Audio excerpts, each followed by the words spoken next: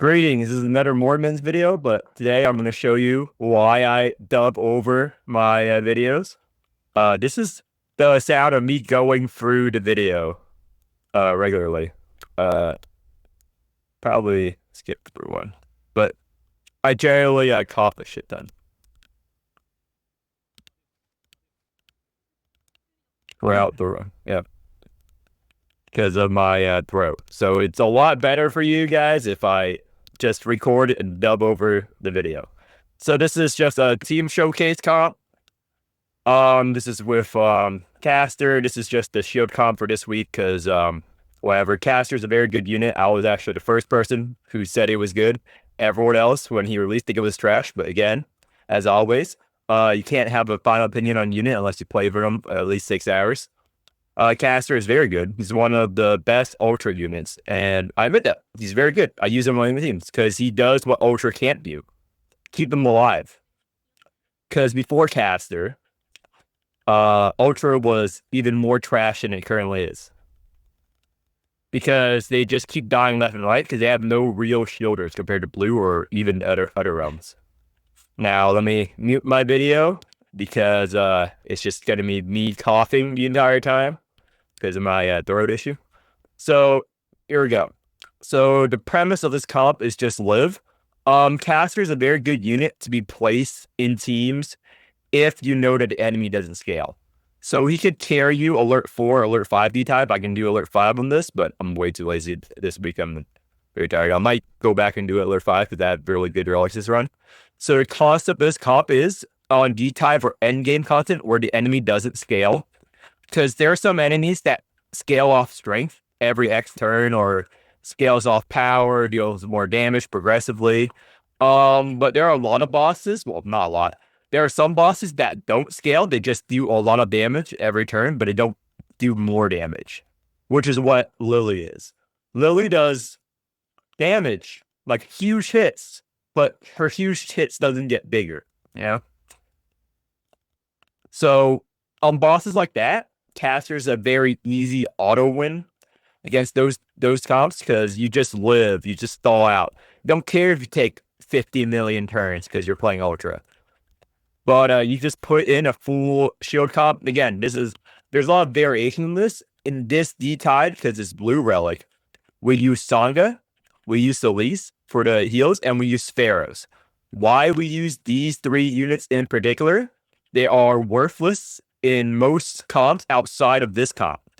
Because they provide stock, but in this specific comp, they achieve the impossible, which is to let Ultra Blue win by living just long enough so that the enemy just died to poison or whatever. Because Pharaohs that you see in this video generates no poison. She's one of the... She is B-tier. Her Exalt is great. Her Exalt is key to this team in particular. So I don't know, I'm yapping over video. I don't know if you guys prefer me yapping over a video rather than just sitting in the lobby going over enemy kit. But you can watch the gameplay footage and hear me talk at the same time while you're seeing me go through this. But Pharaohs is Excel, which is why everyone will say Pharaohs is a good unit. Don't invest in her. You can bring her at E0. Even after the buff, E0 Pharaohs does the same thing as plus 12 Pharaohs. She's not going to do poison. You're using her for her Excel. You're using her for her body. Okay? Nothing else. Her Excel, you pick 3 cards from your deck, you dispel vulnerable, and you gain shields. Why it's good in this comp? Because with Sangha Relic in Arc 2, it gets retained and prepared on her cards. We're running the wheel and the stuff that doubles up her strike and defense and doubles up her cards. I also run Dreams. So we want to pull either Sangha or Castor cards. We pull Sangha cards in hand so they can get retained and prepared immediately with the Relic, or we use it with Castor to immediately pull plumes as soon as we generate them for the shield. Castor, if you guys remember, for every Onyx plume he has in hand, you get a shield at the end of the turn retained. So the more cards you have in hand, and every time you Quasar, which is why he's very bad with Clem, because Quasar is an Ultra effect that only applies to the very first card, not in Ultra, not anything played in that turn. And both Clem and Castor has Quasar, which means you can only use one or the other. If you have both on the same team, they're fighting for the Quasar effect, which you do not want. And Castor's Quasar effect is very strong. It generates a lot of shields. He's one of the best shielders in the game, which is much needed for Ultra. So as you see, I Pharaohs Exalt.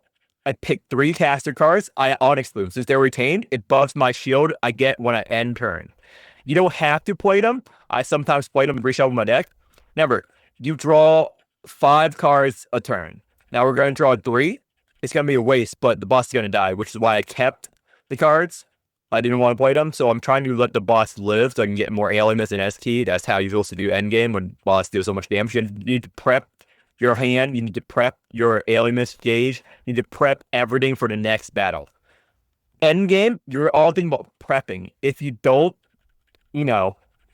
want to lose, it's all about the prep time. You're like fucking Batman, dude. You keep the enemies alive, like one little shitter.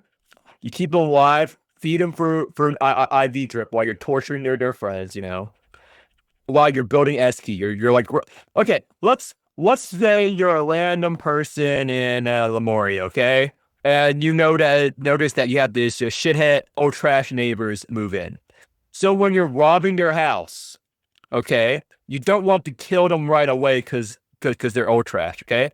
You keep them alive so that while you're looting their house, so nothing suspicious happens. Like, what if one of their old trash friends calls? You have them answer the phone. While you're looting the house, you have more time to prepare for the loot. That's essentially what you guys are doing here. You're keeping the one mob alive so it doesn't call for help from the other mobs in the stage. While you're robbing his shit of ST Alimus, you're building up, you're taunting him.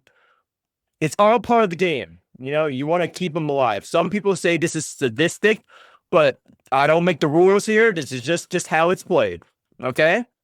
It's not my fault. These mobs were old trash adjacent. So going forward, again, some of you might be offended about this, but I'm not referring to normal people. I'm referring to Ultra players. And they don't deserve human rights. So let's see here. Yep, keep them alive. So it's a very slow comp. It's pretty boring to play for some people. Some people are sadistic and like to tease their unit, keep them alive. Again, I can finish him whenever. I killed all of his friends. He's very mad.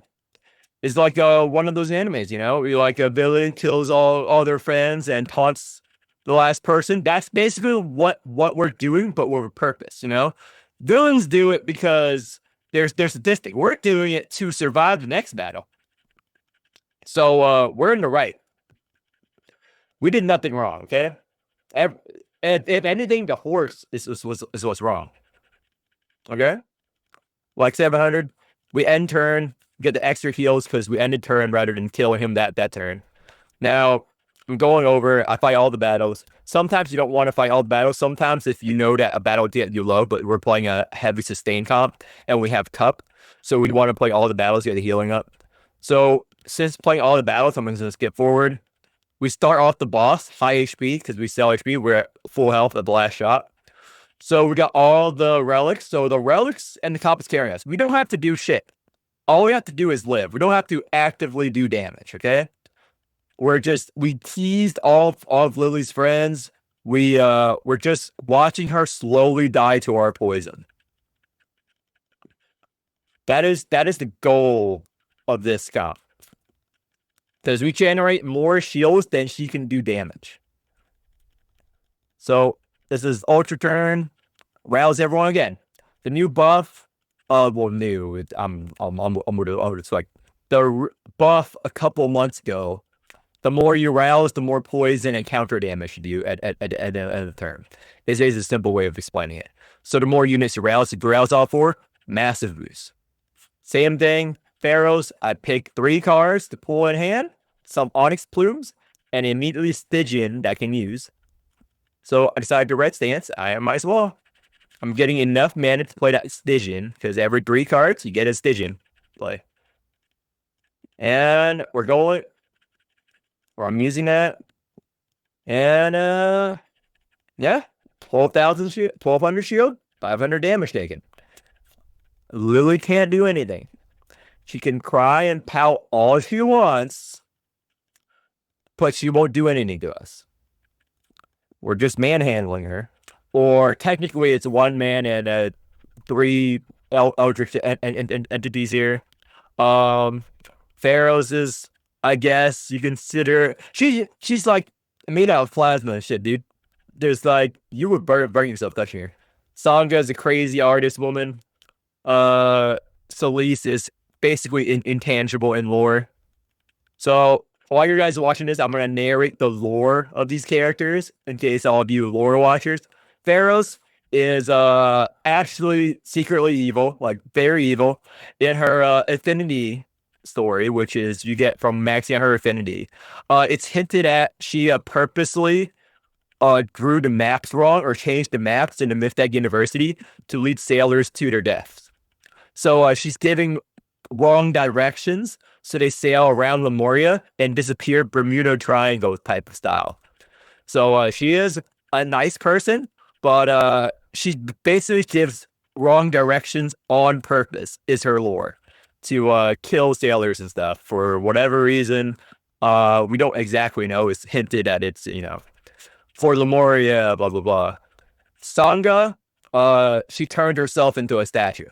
I mean, she's a sculptor. She's insane because she's an artist. Art students. They're pretty wild if you guys interact with any. So Lise, she's the most sane of the group, but she's basically intangible.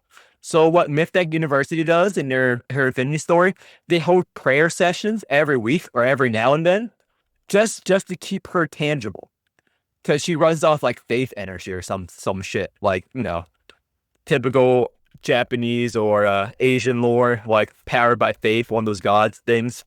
You know the old trope. So yeah, so the university is holding prayer sessions every now and then, just to make sure she doesn't disappear, because she's literally basically intangible. A fucking twig can like break her bones, dude. She's like the most fragile awaker there is.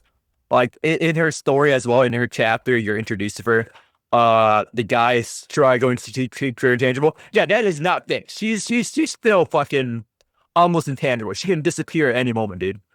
Like there's no romantic getaway with Celeste. Like if you try to do anything sexual with her, she's just gonna crumble like a pile of twigs, dude. So there's everyone's lore there, and Castor, everyone knows, his brother, not by blood, betrayed him and stabbed him in the back. We'll know later, but Pollux, people are already saying Pollux did nothing wrong because people like the like twink femboy, and twinks can do nothing wrong. Again, that's the comp.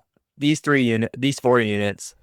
It's pretty boring. Again, you can substitute them if you don't want one blue. Why you run this blue? Because of blue relic this week, and mostly because Sanga's overexalt. If you see the Satan's deep dive guide, her overexalt scales off how much shield you have. You have a lot of shield discount. Solaris is there in case you take one big hit, she can revive you. Full HP. No, not full HP. A lot of HP. So that's the premise about this comp. Again, there are a lot of other cast comps. You put them in any team you want to live. This team is just pure shields. If you want to do the chaos version of this team, it's Castor, Ogier for the strength scale, because you're not going to use a lot of mana. Castor, Ogier, Nautilus, and last unit, whatever you want. It could be a DPS, could be at the wheel. You just don't die.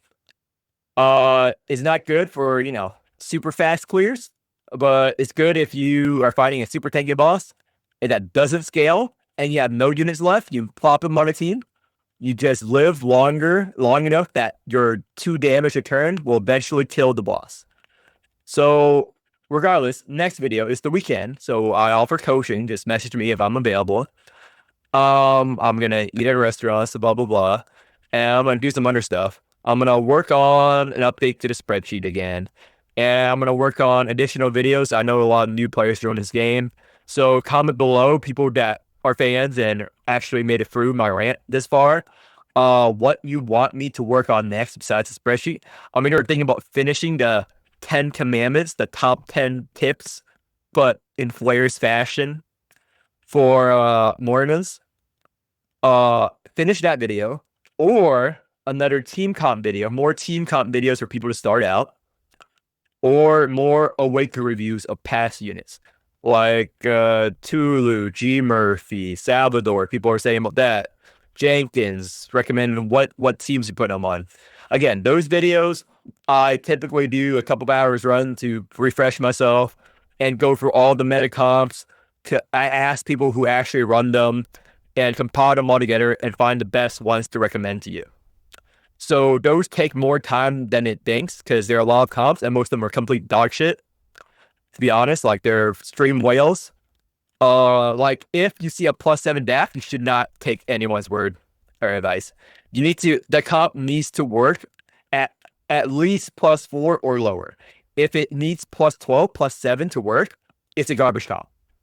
Anyway, that's it for this video. Comment below what you want the next video to be.